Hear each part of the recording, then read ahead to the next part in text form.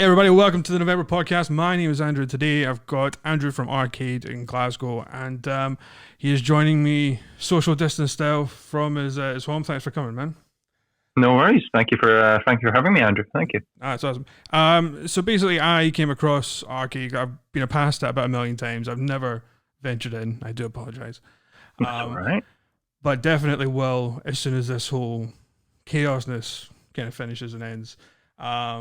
So for anyone who's not ever came across you guys before or heard of you or not from Glasgow itself, do you want to give me like a brief intro on R-Cade Glasgow? Yeah, absolutely. So R-Cade Glasgow is sort of split into two parts. So there's half of it sectioned off as a Japanese style, Japanese inspired sort of cafe where we serve instant noodles, steamed buns, steamed dumplings, as well as snacks and drinks from all around Asia, all imported stuff. A few Scottish trademarks as well, so your Iron Brews, your Cokes, Fantas, etc. for those who are not feeling that audacious. And then the other half of the shop is a retro video game arcade, so it's all centered around video games consoles, so your Nintendos, your Segas, your PlayStations and your Xboxes, everything from actually your Ataris going back way to the 70s and 80s all the way up through to last generation. And yeah, basically it's all about the community, it's all about bringing people down, which unfortunately is not great at the current moment with everything that's going on. But it's all about the community, bringing people together who love the same stuff and just hanging out and having a good time. That's pretty awesome, man. It sounds like a fun place to be more than anything else. It sounds quite cool, all the retro games. I'm very boring when it comes to games, I'm afraid.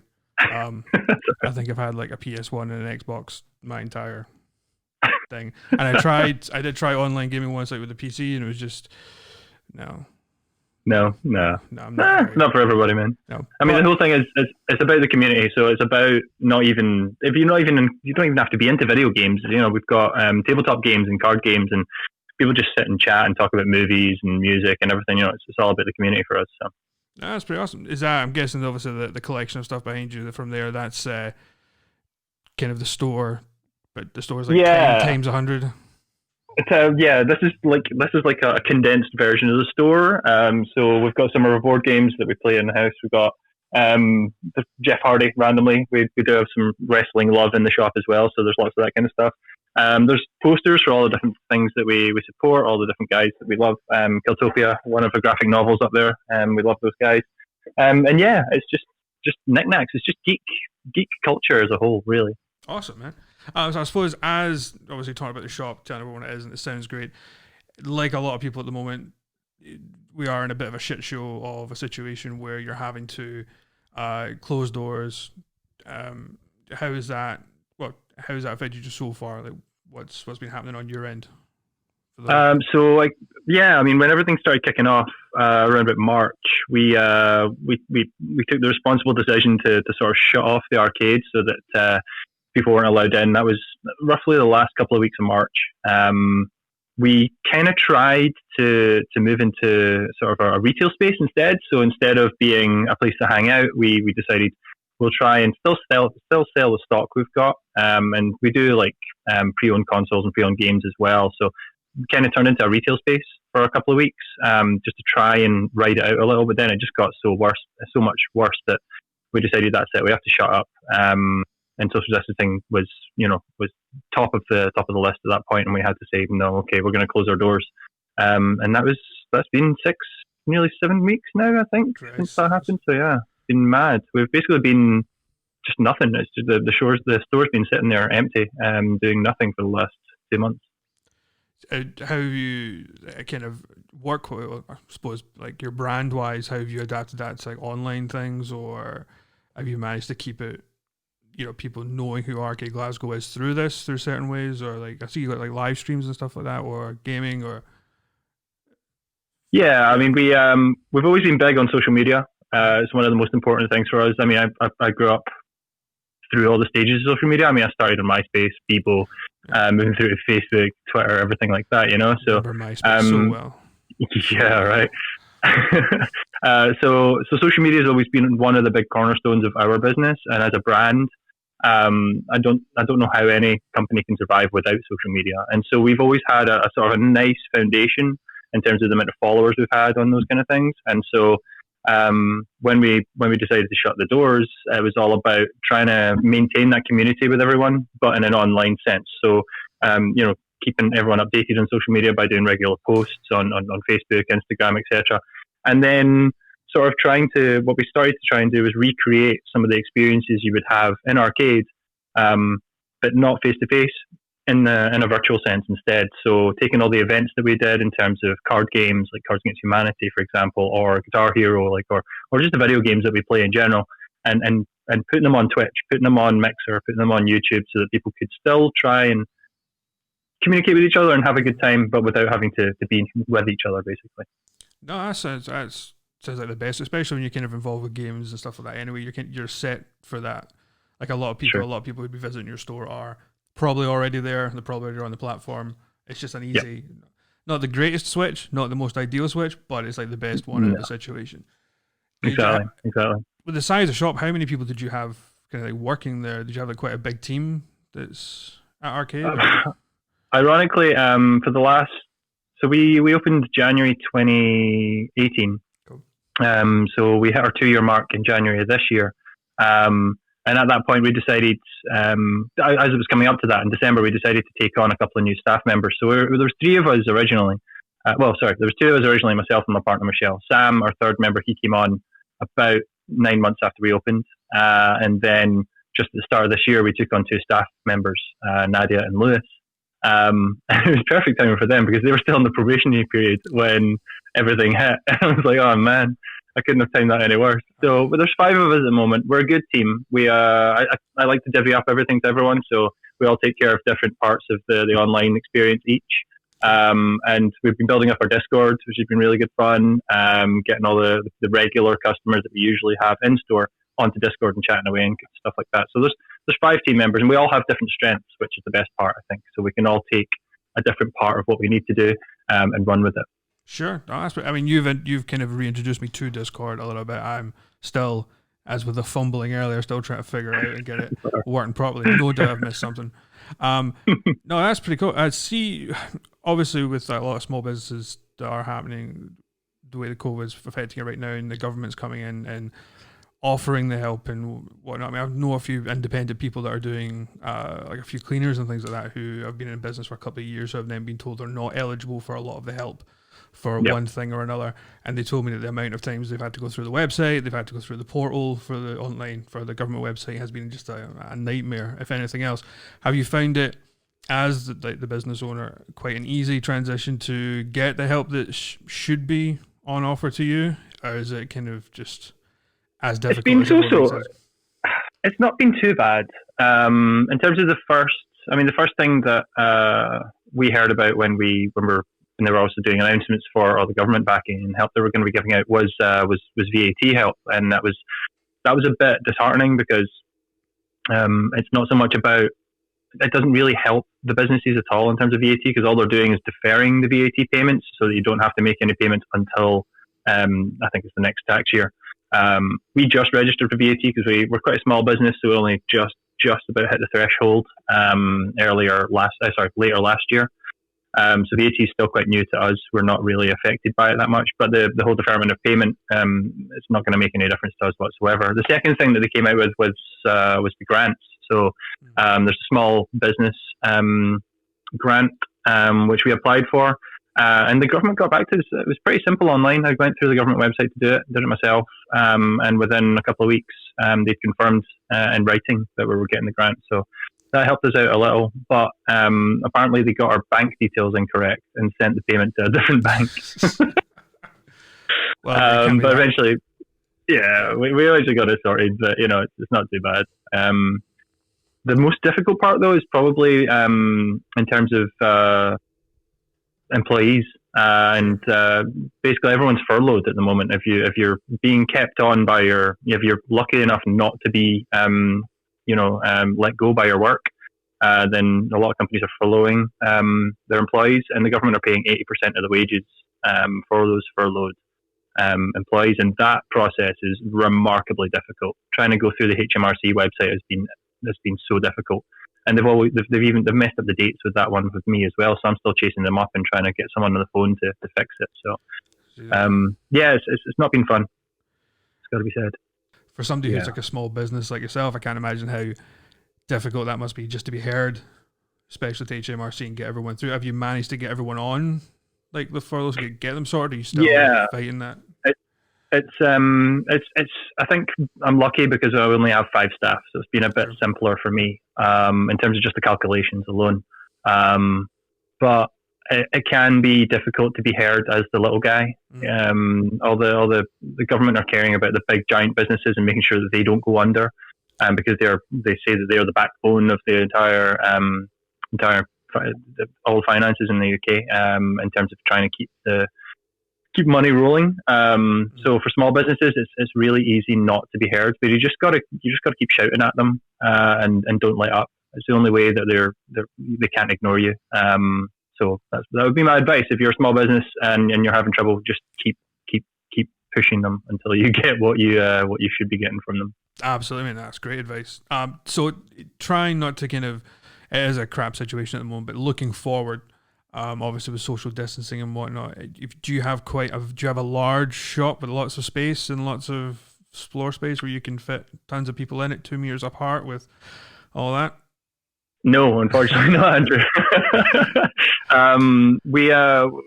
When we started out just over 2 years ago, we started it small, and we started it small on purpose because we didn't want to get in over our heads, just in case, because it's such an unknown. The whole premise of R-Cade was something that nobody's ever done before. There's sort of bits and pieces that have been done in other places, but as a whole, and trying to get funding for that at the start, and trying to talk to banks and say this is what we want to do, and they're like, what?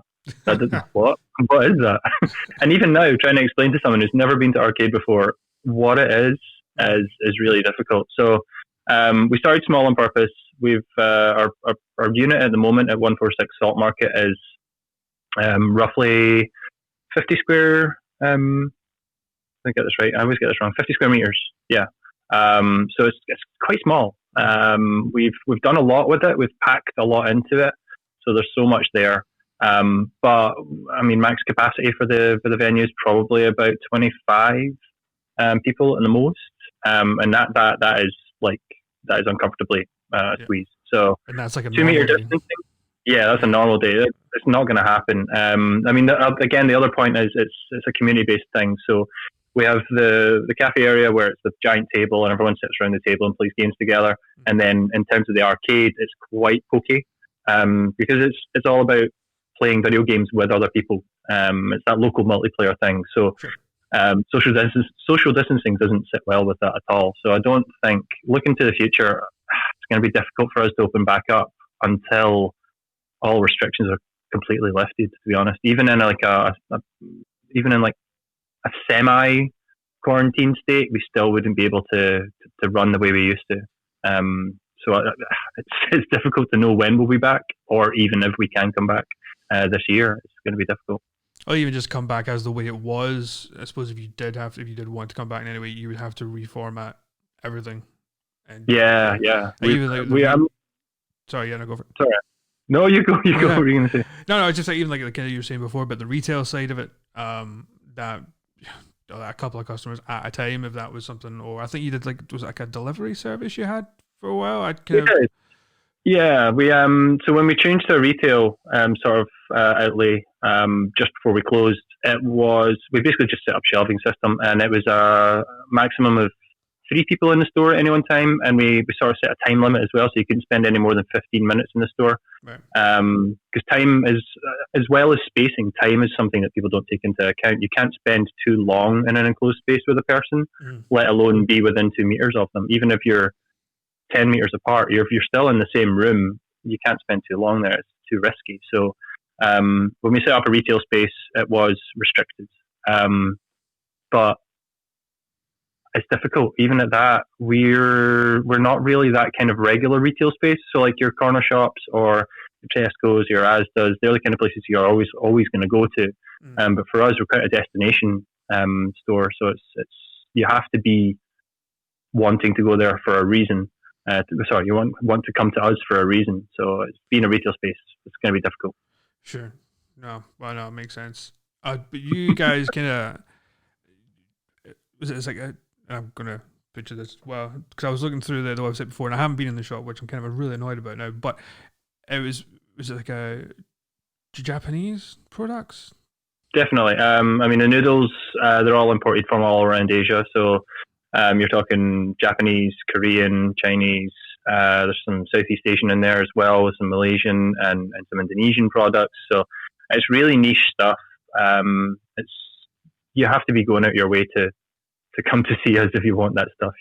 Sure. We did do deliveries, but we decided it was too risky at the time because everything going into lockdown, just going out for regular postal runs was a bit difficult. We're starting to do that now again. We just finished a Kickstarter, so we've been. I don't have it here just now, but we just kickstarted our mugs.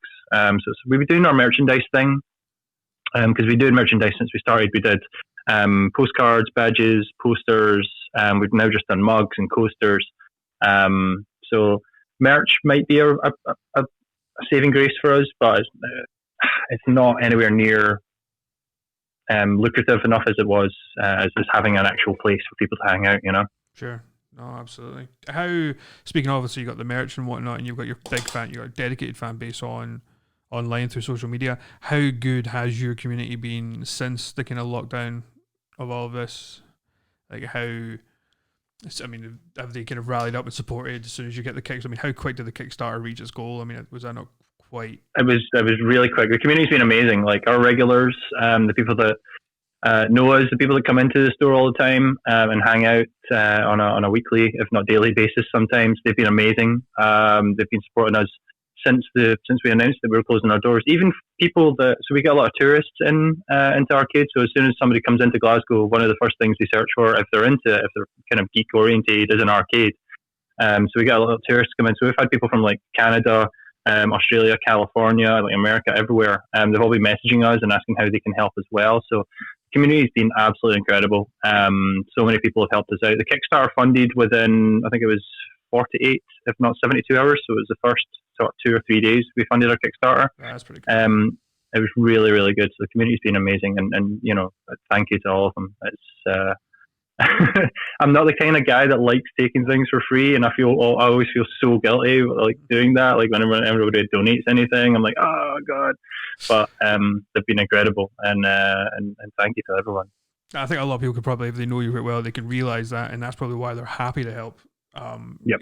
Especially with small businesses as well. I think a lot of people are going to their favorite place, their local, the place that may help them, like you said, as a community, and supporting them through this if they can, and just hopefully, they kind of, I don't know, they find a cure tomorrow, we're all fine, and you can fingers crossed, yeah.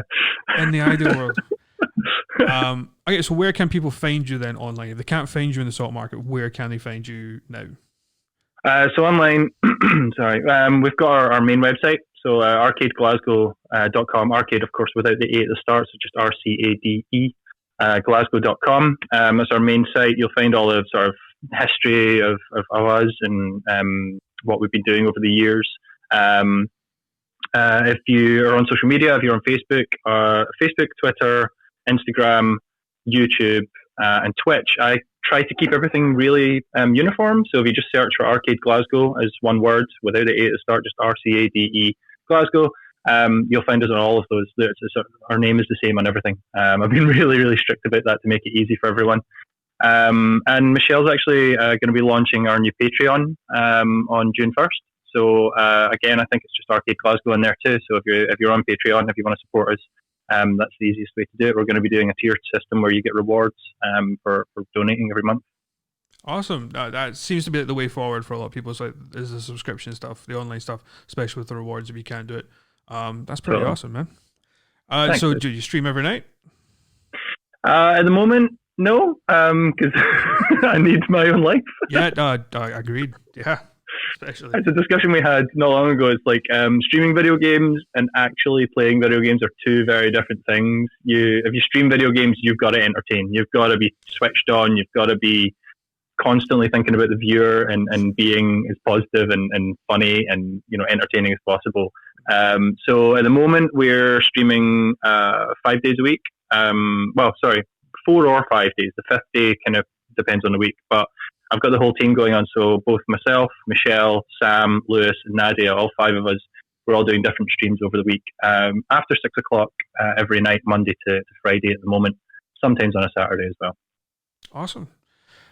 Dude, thank you so much for talking to me. I really appreciate your time. I genuinely hope it comes back soon, because it seems like a really fun place to be, especially with the community. And obviously, when the initial way that I came in contact with it was yourself, is because I was hounding you guys for like the London Marathon thing, which is also just a massive shit show in itself at the moment. And I feel it's like you feel really guilty because because we hit out a lot of small businesses because we wanted to go small businesses, get as much people, especially on the shirt, which was like half made as well. It's like half sitting somewhere at the moment, like the mock up of it. And now it's been pushed to October, so it's still doing it. Good.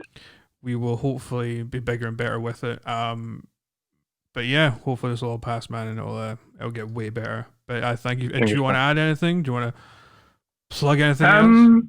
No, not really. I mean, you've pretty much asked me everything. I mean, the only thing is we were hoping this year that we were going to be moving to a bigger space. That's been our goal for the past year, to find a bigger, better unit to open a bigger, better arcade. So that's still going to be our goal moving forward.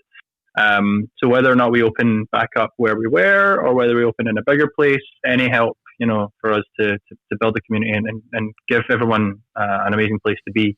That's what it's all about. Awesome. Well, good luck with that. Genuinely. Thank you, man. Genuinely want to see that. And thanks so much for coming on. Appreciate it. Anything. Thank you. All right. Now I'm going to try and end this successfully without. Okay.